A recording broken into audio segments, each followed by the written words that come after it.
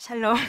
네, 네, 케냐 허미란 선교사 인사드립니다. 처음으로 이 신양교회에 이렇게 초대해 주셔서 또 케냐 선교에 관심 가져주시고 또 함께 나눌 수 있는 기회를 주셔서 너무 감사드립니다. 네, 케냐는 두 가지 언어를 씁니다. 이스라엘 영어와 스와히어를 쓰는데요. 스와히어로 좋은 오후입니다. 구대부터 눈이 하바리야 음차나입니다. 그래서 우리 옆에 분과 한번 하바리야 음차나 언제 해보시겠어요? 한번 해보실까요? 네. 네, 감사합니다. 네, 오늘 말씀을 통해서 먼저 잠깐 나눈 후에 제가 사역 소개와 그리고 동영상 짧은 영상을 보여드리면서 케냐 홈이란 선교가 저렇게 사역을 하고 있구나라고 보시고 또 기대해 주셨으면 감사하겠습니다. 오늘 본문은 이제 사실 너무나도 잘 알고 있는 구약의 말씀입니다. 사건이고요. 그래서 소재로 등장하는 것이 물인데요. 뭐 물은 굳이 우리가 설명을 할 필요가 없겠지요. 여러분은 뭐 아프리카나 혹은 케냐 하면 어떤 장면이 딱 떠오르십니까? 네, 여러분 말씀하지 않으셔도 벌써 물풍선에 딱 나옵니다. 보통 어린아이가, 아기가 물이 없어서 혹은 배고파서 그 엄마 품에 안겨서 하는 그런 동영상들이 떠오르곤 하시죠. 근데 사실 그 동영상에 나오는 게 제가 케냐 선교를 하는 선교사 입장으로 50%는 맞고 50%는 아닌 것 같습니다. 50% 맞다는 얘기는 대도시 주변에는 그래도 물이 좀 있어서 그런 어려움은 좀 없지만 시골로 가면 여전히 또 그런 일들이 있습니다. 아주 많이 있고요. 그래서 어쨌든 우리가 물 하면 우리의 인간의 생명 유지에 아주 필수 불가결한 그런 요소로 이 마실 물이 없다는 것은 곧 죽음을 의미하는 것이기도 하지요. 근데 오늘 이 물이 없음으로 인하여서 아주 긴박한 상황들이 일어나는 이 일들을 통해서 어떻게 이 일들이 이스라엘 백성들이 하나님의 은혜를 경험했음에도 불구하고 그들의 불신앙을 드러냈는지, 그리고 오늘을 살아가는 우리가 또 이 일들을 통해서 어떤 일들을 마음으로 또 바꿔야 나갈 건지를 한번 같이 생각해 보겠습니다. 그래서 이제 첫 번째는 이스라엘 백성에게 나타난 그들의 불신앙이 어떤 건지를 한번 살펴보기 원합니다. 사실 이스라엘의 이 불신앙은요, 마지막 절에 있는 7절의 하반절에 아주 확연하게 나와 있습니다. 마지막 하반절에 그렇게 기록되어 있죠. 여호와께서 우리 중에 계신가 안 계신가 하였습니다 라고 말씀하고 있죠. 결론은 그들의 불신앙은 하나님이 그들과 함께 있음에도 불구하고 그들이 의심하며 하나님을 의뢰하지 않았다는 이 말씀, 7절 말씀을 통해 그들의 불신앙을 드러내고 있습니다. 사실 그들은 1절에서부터 이스라엘 백성들은 굉장히 헷갈려 했습니다. 이렇게 한번 볼까요? 1절에 이렇게 기록되어 있습니다. 이스라엘 자손의 온 회중이 여호와의 명령대로 신 광야에서 떠나 그 노정대로 행하여 르비딤의 장막을 쳤으나 백성이 마실 물이 없는지라 라고 기록되어 있습니다. 이 1절을 자세히 보면요, 두 가지가 서로 상반됩니다. 대척점에 있는데요, 그것이 무엇이냐면 여호와의 명령대로와 마실 물이 없는지라입니다. 사실 여호와의 명령대로라는 말은 하나님께서 이미 르비딤으로 향하라고 신광야를 떠나 르비딤으로 향할 것을 말씀하시고 나타내시고 진두지휘했다는 말씀입니다. 근데 이 의미를 이스라엘 백성뿐만 아니라 오늘날의 우리들도 약간 오해하는 그런 경향이 있는 듯합니다. 그것은 하나님이 명령하시고 인도하셨다면 그 앞에 어떤 장애물이나 시련이 없을 것이라는 생각을 은연중에 갖는다는 것이죠. 여러분, 이 생각은 사실 불신자에게도 드러납니다. 불신자들이 기독교인들이 그렇게 얘기하잖아요. 너희 하나님 믿는다며? 근데 너 왜 이렇게 못 사는데? 너가 문제가 왜 생기는데? 이렇게 말하잖아요.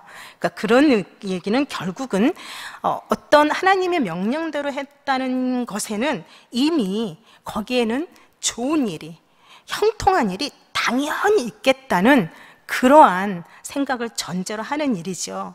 그런데 만약에 그런 일들이 나타나지 않거나 혹은 깨져버리면 어떤 일들이 일어나나요? 오늘 이 백성들처럼 항의하고 또 공격적인 모습이 드러납니다. 오늘 본문에 나온 이스라엘 백성이 그 모습을 보여주고 있지요. 아마도 이스라엘 백성들은 하나님의 명령대로 왔는데 거기에 물이 없었기 때문에 굉장히 실망했을 겁니다. 성서 지리학에 의하면 르비딤은 오아시스 지역입니다. 오아시스 지역은 당연히 물이 있는 곳이죠. 더구나 하나님의 명령대로 왔고 그들이 씻을 물을 구한 것도 아니었습니다. 먹고 마시는 생명을 유지하기 위한 마실 물을 원했는데도 불구하고 그마저도 없는 상태다. 그러면 그들이 보였던 그 실망을 넘어 분노를 드러낸 그런 모습을 보게 된 것이죠. 이들은 마실 물이 없음을 알자마자 즉시 원망과 불평을 모세에게 쏟아붓습니다. 그들의 행동이 2, 3절에 나와 있는데요. 2절 말씀에 백성이 모세와 다투어 이르되 우리에게 물을 주어 마시게 하라. 그리고 3절에는 거기서 백성이 목이 말라 물을 찾음에 원망하여 이르되 당신이 어찌하여 우리를 애굽에서 인도에 내어서 우리와 우리 자녀와 우리 가축이 목말라 죽게 하느냐라고 말하고 있습니다. 여러분, 이들의 불평은 굉장히 익숙하지 않습니까? 네, 그들이 출애굽해서 홍해를 건너고 또 만나와 메추라기를 하나님께 받았고 또 마라의 쓴물이 단물로 바뀌는 경험을 했음에도 불구하고 그 밑바닥에는 여전히 오늘 쏟아내은 이 원망과 불평이 계속 되풀이되고 있는 것이죠. 때문에 상황은 더 험악해집니다. 2절에 다투느냐 용어에 그 용어는요 법정 용어입니다. 법정 용어 소송에서 파생된 것으로 당시 이들의 상황이 그 폭력적인 그러한 행동을 동반하고 있다라고 그런 것을 암시합니다. 이런 추측이 가능한 이유는요 4절의 말씀이 보면 나와 있거든요. 4절에 모세가 그렇게 말하죠. 그들이 조금 있으면 내게 돌을 던지겠나이다. 즉 당시의 분위기로 봐서는 정말로 모세에게 돌을 던질 듯이 그렇게 보여지고 있는 것이죠. 마실 물이 없고 또 원망과 다툼의 강도가 점점 증폭되는 이러한 상황에서 과연 어떤 해법이 있을까요? 여러분이라면 어떤 해법으로 가지고 하나님께 나아가겠습니까? 그 중에 하나를 굳이 찾자면 이 목말라 죽을 수도 있겠다라는 이 순간에라도 그들의 경험을 되돌려서 하나님께서 친히 그들을 그곳까지 이끌고 계셨다는 것을 가장 먼저 기억해야 하지 않나라는 그런 또 방법을 우리가 엿볼 수 있겠습니다. 여러분, 오늘날 한국 교회를 비롯해서 여기 신양교회뿐만 아니라요, 저도 케냐에서 사역하고 있는 저 역시 가장 교회의 기본적인 신앙생활을 강조할 수밖에 없습니다. 예배와 또 말씀 읽기, 묵상, 그리고 기도. 왜 이것들이 중요합니까? 이 모든 일들이 우리 몸에 붙었을 때만이 우리는 우리의 머리를 제외한 몸이 먼저 다시 그 기억의 자리에 돌아갈 수 있는 가장 중요한 방법이겠죠. 때문에 교회들이 원하는 어떤 예배나 말씀이나 이런 것들이 우리 귀에 딱지가 앉을 정도로 강조하는 데는 다 이유가 있는 것이죠. 그래서 성경은 이 하나님의 은혜를 잊지 않기 위해서 계속적으로 우리에게 하나님이 주시는 시험에 대해서 말하지만 그 중에 하나 우리가 아주 익숙하게 알고 있는 구절이 있지요. 고린도전서 10장 13절이죠. 사람이 감당할 시험 밖에는 너희가 당한 것이 없나니 오직 하나님은 미쁘사 너희가 감당하지 못할 시험 당함을 허락하지 아니하시고 시험 당할 즈음에 또한 피할 길을 내사 너희로 능히 감당하게 하신다라고 말씀하고 있습니다. 무슨 얘기입니까? 이 상황 또한 능히 감당할 만한 시험이라는 거죠. 그들이 불신앙에 빠지 않을 수도 있었을 것입니다. 그렇다면 백성들이 이렇게 그들의 불신앙을 드러냈을 때 모세는 어떠한 행동을 취했을까요? 이 백성들의 험악한 태도와 이 다툼을 대면한 모세는 마음이 참 많이도 착잡했을 것 같습니다. 저는 그리스도인은 모두 세상의 지도자, 리더라고 저는 믿습니다. 왜냐하면 우리가 그들을 하나님께로 인도할 사람들이기 때문입니다. 때문에 모세의 그 심정이 저는 여러분과 저의 심정이라고 믿고 있는데, 그들이 하나님의 그 엄청난 능력을 맛보고 경험했음에도 불구하고 그들의 믿음은 여기서 또 깨졌고, 또 그것을 기대했던 모세가 이 르비딤에서 역시 깨져버렸습니다. 그럼에도 모세가 백성을 향해 했던 행동이 있습니다. 첫 번째가 무엇이냐면요, 너희가 어찌하여 나와 다투느냐, 너희가 어찌하여 여호와를 시험하느냐, 그렇게 말하고 있습니다. 백성들이 다투고 원망해서 모세가 너희가 그것이 시험이다 라고 그렇게 썼을까요? 아니겠죠. 그들은 2절에서 모세에게 이렇게 요구했죠. 우리에게 물을 주어 마시게 하라. 모세에게 요구했습니다. 하나님이 아니라요. 즉 하나님이 하시는 하나님의 결과물, 곧 물을 내어놓으라는 말입니다. 여러분의 이 말의 뉘앙스를 잘 파악해 보면 상의자가 누구입니까? 하나님이 아닙니다. 백성이에요. 주객이 전도된 거죠. 자신들에게 물을 주어 마시게 하라는 요구는 사실 모세에게 하는 듯 하지만 실상은 하나님을 향한 것이죠. 하나님께 하나님 되심을 증명해 보이라는 겁니다. 그들이 지금 하나님을 어찌 대하고 있습니까? 하나님을 예배하고 섬기는 대상이 아닌 그저 그들의 필요를 채워줄 수단으로 여기고 있습니다. 여러분, 수단으로 여겨질 때 그 비참함 아실 것 같습니다. 여러분 모두 부모님이시잖아요. 여기 청년도 있겠지만 우리의 자녀들이 우리 부모님의 그 존재로 인정하는 게 아니라 그저 생계나 자신의 필요만을 채워주는 수단으로 여긴다면 여러분의 마음이 어떻겠습니까? 비참하겠죠. 그들이 하나님을 향해서 이런 태도를 가지게 된 것이죠. 모세는 이런 그들의 요청에 대해서, 소리치는 거에 대해서 4절에 이렇게 기록하고 있습니다. 말씀하고 있습니다. 모세가 여호와께 부르짖어 이르되 내가 이 백성에게 어떻게 하리이까? 그들이 조금 있으면 돌을 던지겠나이다.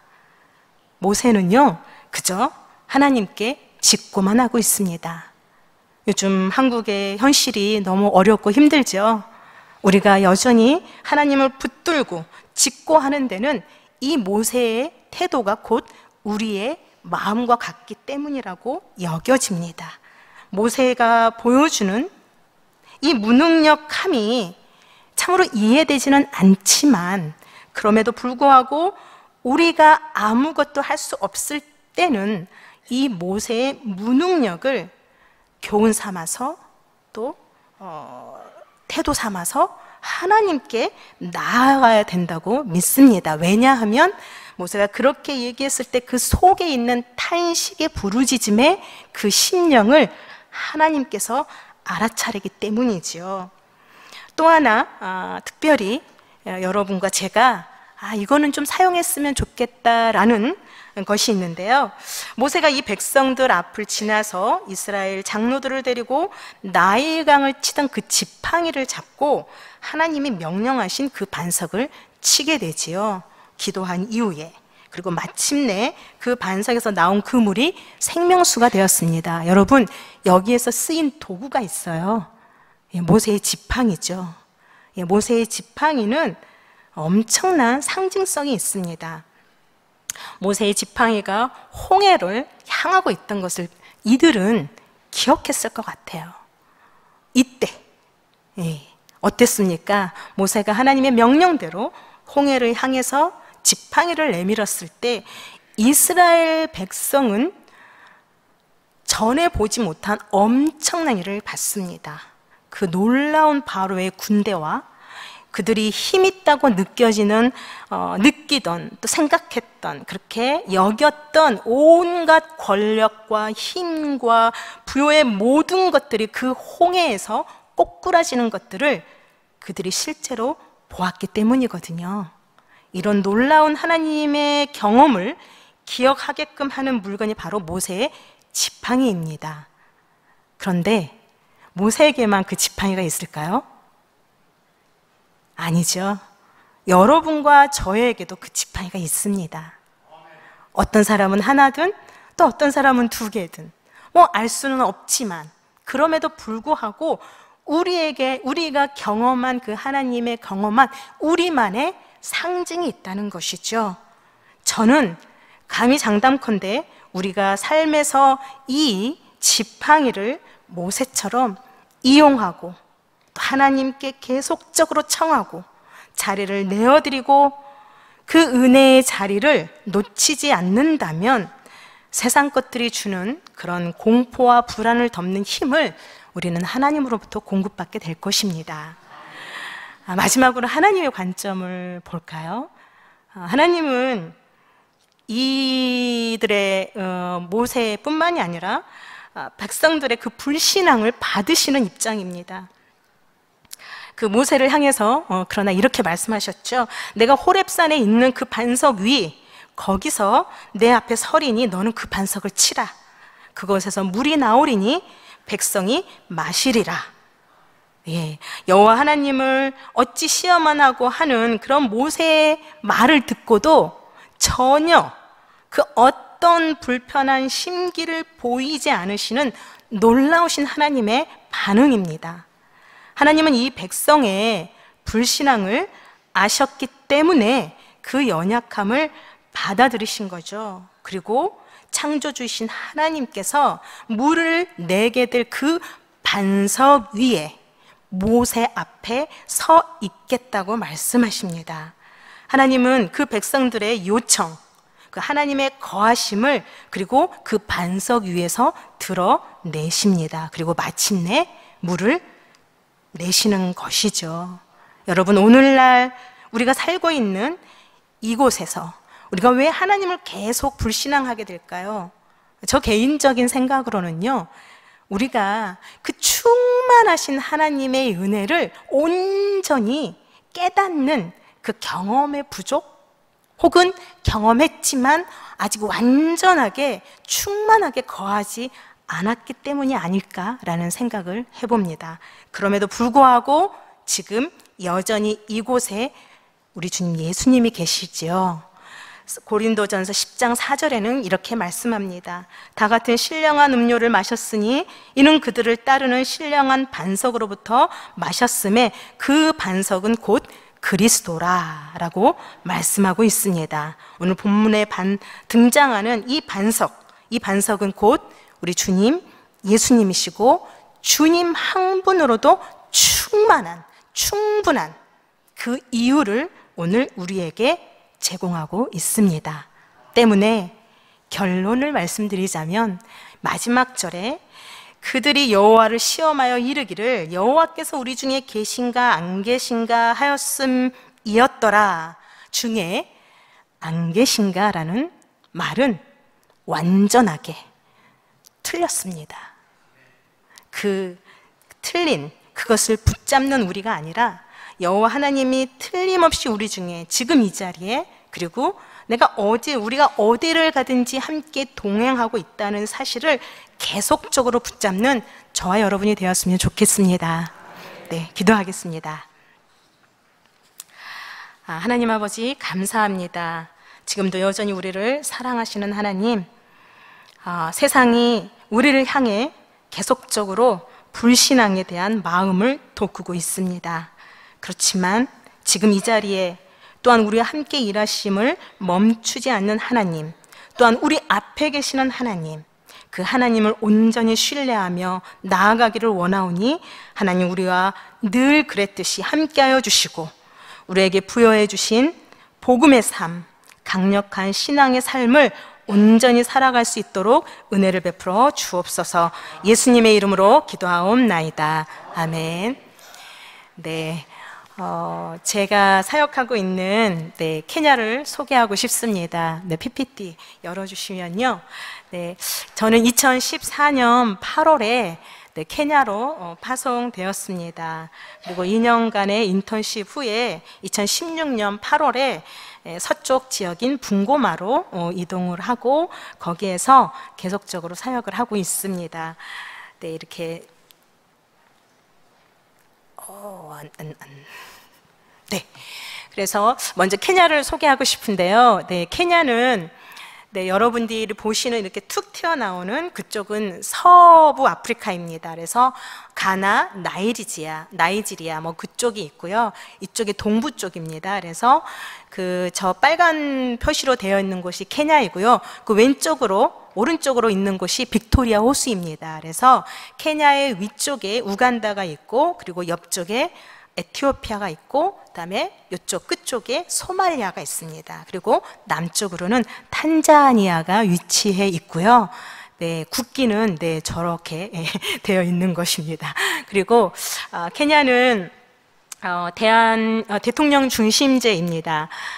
5년 동안 사역을 대통령직을 할 수 있고요. 2번 동안 할 수 있습니다. 그리고 43개 부족이 있고요. 현재 대통령은 아마도 3번인가 4번째 인구가 많은 칼렌진 부족입니다. 전 대통령은요, 첫 번째 인구가 많은 끼꾸유 그 부족입니다. 그리고 지금 현재 대통령이 칼렌진이고 제가 사역하고 있는 지역의 부족은 2번째로 인구가 많은 루야라는 그러한 지역입니다.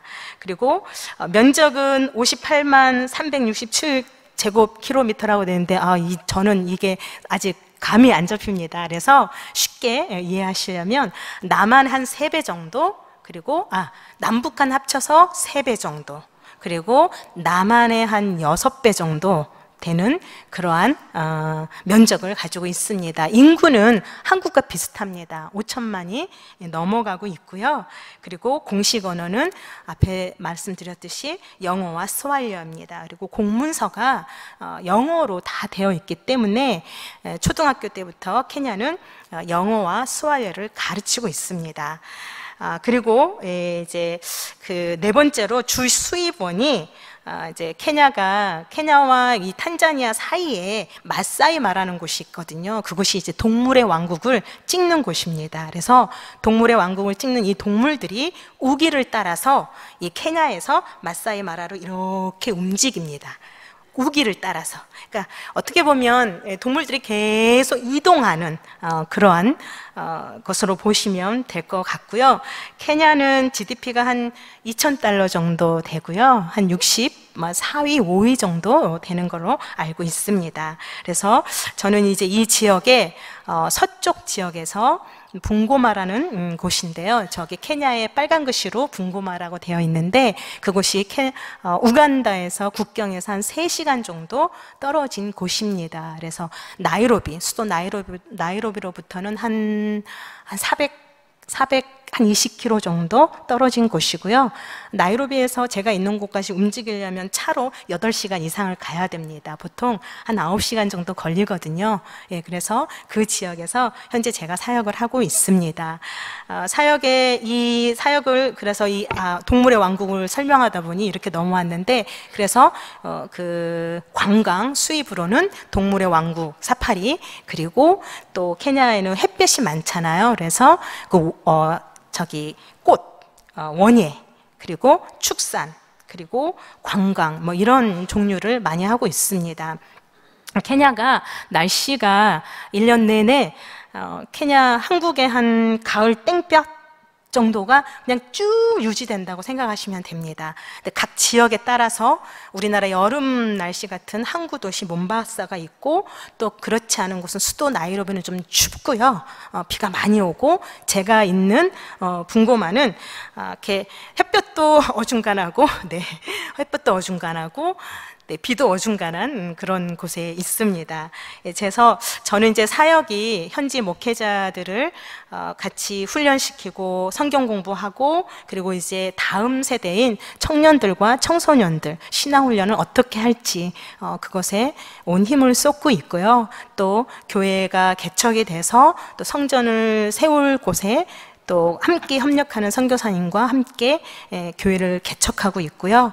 그리고 또 케냐는 아직도 가난한 곳이 너무 많습니다. 그래서 싱글 마마도 되게 많고요. 또 어르신 중에 홀로 된 마마들도 굉장히 많습니다. 그래서 그들을 좀 어떻게 도울 수 있을까, 이제 그것들을 하고 있습니다. 그래서 이렇게 이제 PPT를 보시면서 목회자 성장 사역인데요. 이제 케냐가 굉장히 이단이 많은 곳입니다. 교회는 많은데요. 이게 신학을 제대로 배우지 못해서 이상한 그런 삶이 되게 많아요. 그래서 혼합된 것이 많아서 이 목사님들이 어떻게 하면 정말 건강한 신학을 가지고 자신의 교회와 또 교인들을 섬길 것인지 그 일들을 감당하고 있습니다. 그래서 이렇게 PTS 훈련을 하고 있고요. 저 PTS 훈련을 한 2년 과정으로 10과목을 공부한 후에 이렇게 졸업식을 하고 있습니다. 졸업식도 하고 있고요. 이거는 공부하는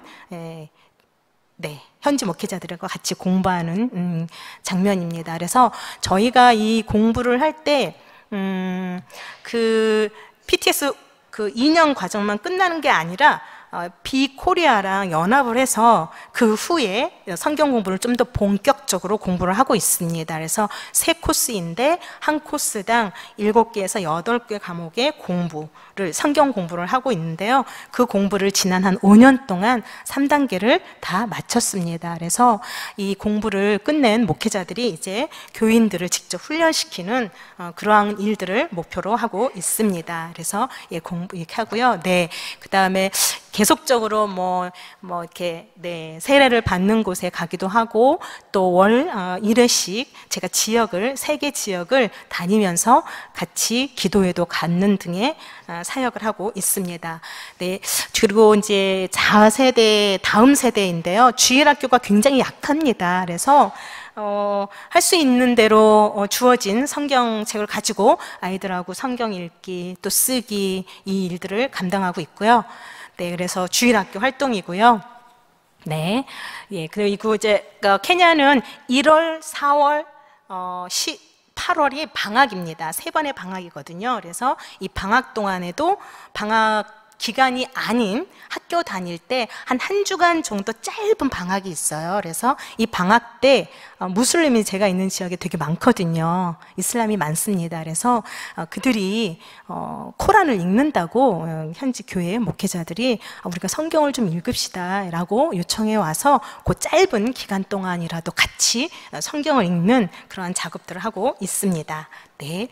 이렇게 케냐의 교회는요, 먼저 흙으로 교회를 짓습니다. 그래서 흙으로 지은 다음에 위에 슬래트로 한 후에, 그 후에 이제 교회가 부지를 마련하면 저희가 교회 건축을 하거든요. 그래서 그 흙교회에서 아이들이 이제 좀 어두컴컴하긴 하지만 그래도 성경을 읽고 또 쓰기도 하고 하는 일들에 애를 쓰고 있습니다. 다음요. 그리고 이제 청소년 신앙 훈련인데요.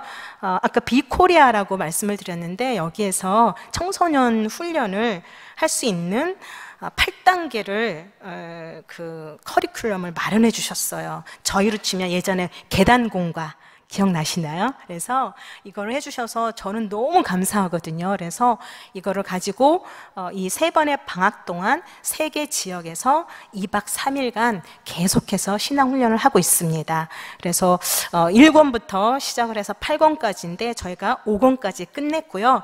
그리고 지난해에 이제 5권을 끝내면서 한 100명 정도 연합 수련회를 했던 사진입니다. 네. 그리고 계속해서 제가 한국 교회에서 배운 그대로 하고 있습니다.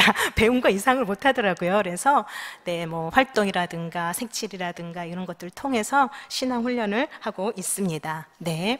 그리고 이제 구제 사역인데요. 케냐에는 앞서 말씀드렸듯이 싱글 그 맘들이 너무 많습니다. 그리고 또 평균 수명이 50입니다. 그래서 제 정말 어르신들 중에 마마 중에 과부로 홀로 된 마마들이 되게 많거든요. 그래서 섬기고 있는 24개 교회를 중심으로 해서 고아들과 교회 아이들 중에 그리고 마마들을 계속해서 섬기고 있습니다. 염소 분양하고 있거든요. 저의 기준은 무조건 교회 출석입니다. 저는 52주 교회 출석의 힘을 믿고 있는 사람 중에 하나입니다. 그래서 선별 과정은 교회에 계속적으로 출석하는 분들을 위주로 그들을 돕고 있습니다. 네, 이렇게 계속해서 돕고 있고요. 네. 사진입니다. 그리고 마지막으로 교회 건축입니다.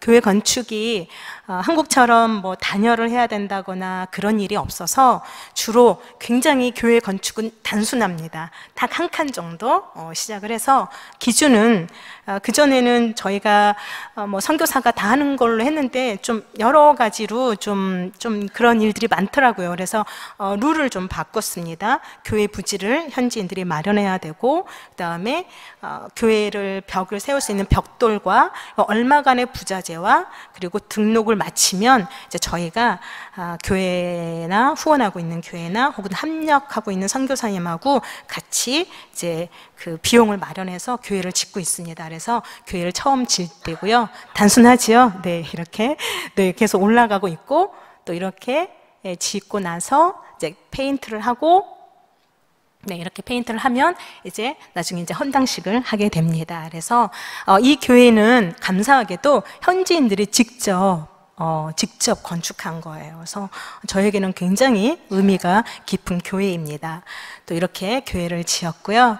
또 한편으로 이렇게 교회가 케냐가 그런 일들이 많습니다. 그 태풍이나 이런 것도 올 때가 되게 많거든요. 그래서 교회가 지붕이 날아가는 그런 일도 있어서 또 그런 데는 또 보수하고 하는 일들을 하고 있습니다. 네, 마지막입니다. 그래서 이제 기도 제목이 이렇게 있는데 뭐 현지인 목회자들 또 훈련받고 있는 또 현지 목회자들이 잘 감당할 수 있도록 또 청소년들이 그 훈련을 잘 해낼 수 있도록 또 저에게 또 영적인 그런 지혜와 또 건강을 주시도록 또 후원하는 또 여러분처럼 저를 후원해 주시는 교회와 또 후원자들 분들에게 정말 성령님의 충만함이 넘치도록 그렇게 기도를 해주셨으면 좋겠습니다. 이상이 이제 제가 제가 하고 있는 사역인데요. 지난 2년 전에 이제 제가 한 2년마다 한국에 오거든요. 건강 체크와 또 교회의 보고를 위해서 오는데 지난 23년 8월부터 네, 올해까지의 그런 사역을 한 3분짜리 영상으로 했습니다. 근데 영상을 작성한 제가 굉장히 어설픕니다. 그래서 좀 어설프네라고 생각하시고 네, 영상을 봐주시면 감사하겠습니다. 네, 영상 틀어주세요. 네.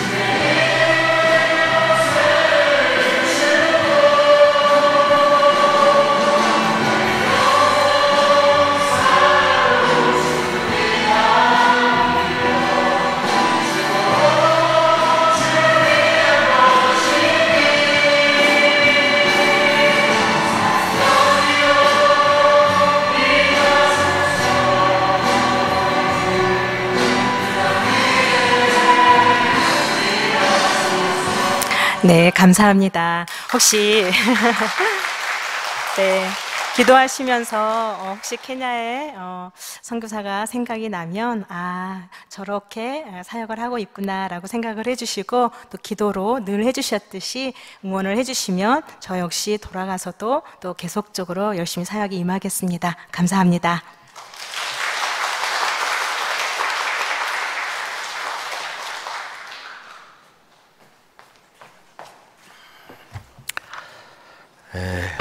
바로 이어서 우리 한번 기도하는 시간을 갖도록 하겠습니다. 우리 선교사님 말씀 듣고 보고 들었죠? 함께 기도하는 것. 가장 중요한 것은 우리 교회에서 1년 전도에서 후원하고 있습니다만은 오늘 여기 계신 분들은 기도로 후원하는 것이 더 중요합니다. 또 우리 하메란 선교사님, 케냐의 선교사 지금까지 잘 감당했는데 앞으로도 잘 감당할 수 있도록 우리 한 3분간 동성으로 기도 제목 기억하시죠? 화면을 보시면서 우리 첫째 현지 목회자들이 하나님의 은혜가 넘치도록 또 훈련받고 있는 현지 목회자를 배우고 익힘을 통해 교회들의 영적 성장에 열망을 가지도록 또 청소년 성경 공부 또 수련을 통해서 예수 그리스도 인격적으로 만날 수 있도록 우리 또 허밀한 선교사님 건강과 영적 지혜를 주시도록 또 후원하는 교회 후원자분들에게 성령의 충만함이 넘치도록 우리 함께 좀 수고스럽지만은 우리 좀 일어나셔서 우리 일어나셔서 1, 2분 아프신 분 앉아도 됩니다. 허리 아프신 분들 앉으셔도 되고 한 1분 정도 우리 두 손을 들고 한번 기도합시다. 우리 함께 기도합니다. 하나님 아버지 감사합니다. 우리가 이렇게 또 허미라 선교사님을 통하여 우리 케냐 선교 보고를 들었습니다. 하나님 우리가 함께 기도합니다. 우리 선교사님의 기도 제목을 함께 나눕니다. 이 시간 역사하여 주시옵소서. 귀한 종을 통하여 그곳에 보내셨사오니 현지 목회자들 하나님을 향한 뜨거운 사랑과 열망이 깊어지기 원합니다. 청소년 사역의 아름다운 열매를 맺기를 원합니다. 우리 허밀한 선교사님 건강 지켜주시고 영적으로 충만 결합하셔서 귀한 사역이 하나님의 영광이 드러나게 하여 주시옵소서. 또 하나님 아버지 앞에 귀한 사역들을 보고하며 올려드립니다. 모든 사역 아름다운 열매를 맺게 하여 주옵소서. 복음이 전파되고 구원받는 역사가 나타나며 하나님의 나라가 이루어지는 놀라운 역사들이 일어나게 하여 주시옵소서. 교회가 세워지고 수많은 영혼들이 또 돌아오며 어려운 환경 속에서도 넉넉히 사명을 잘 감당하여 아버지의 나라를 함께 이루어가는 일에 귀하게 쓰임을 받게 하여 주옵소서. 우리가 하나님 아버지 물질로만이 참사하지는 못하지만은 기도함으로 우리가 참여합니다. 하나님의 나라가 이루어지게 하시고 하나님의 뜻이 온전히 그 케냐 땅에도 이루어지게 하여 주시옵소서. 우리가 받은 이 복음에 비친 것을 사명으로 잘 감당할 수 있도록 성령님 역사하여 주시옵소서. 하나님 감사합니다. 케냐 땅에 우리 허미라 선교사를 보내셨으니 우리가 드린 이 모든 기도 제목 하나님 들어 응답하여 주시옵소서. 그래서 우리 허미라 선교사는 건강 지켜주시고 영적으로 주의 은혜가 풍성케 허락하여 주시옵소서. 그래서 현지 목회자들 하나님의 사람으로 수많은 이단들과 잘못된 사상으로 인하여서 하나님 혼탁하지 않게 도와주시고 귀한 종들을 통하여서 목회자가 진리 위에 굳건히 서게 하여 주시옵소서. 또 우리 청소년 사역에도 아름다운 열매가 맺어지게 하여 주시옵소서. 성경 공부와 또 전도와 교회를 세우는 일과 그 지역의 빈민을 구제하고 또 많은 하나님 아버지 하나님 나라를 위해서 섬기는 귀한 사역들도 하나님 풍성한 열매를 맺게 하여 주시옵소서. 우리 1년 전대를 축복해 주시고 우리가 비록 많은 물질은 후원하지 못하지만은 이제 기도함으로 동참합니다. 하나님의 나라가 그 하나님 아버지 케냐 땅에 또 우리 허미의 선교사님을 통하여 더욱더 확장되어 가게 하여 주시옵소서. 우리의 삶이 주님 오는 그날까지 항상 기도하며 선교적 삶에 동참하기를 간절히 바라옵고 사랑하고 또 이 시간 우리 허미의 선교를 축복하고 또 케냐 땅을 우리 가슴에 품으며 예수님 이름으로 기도하옵나이다. 아멘.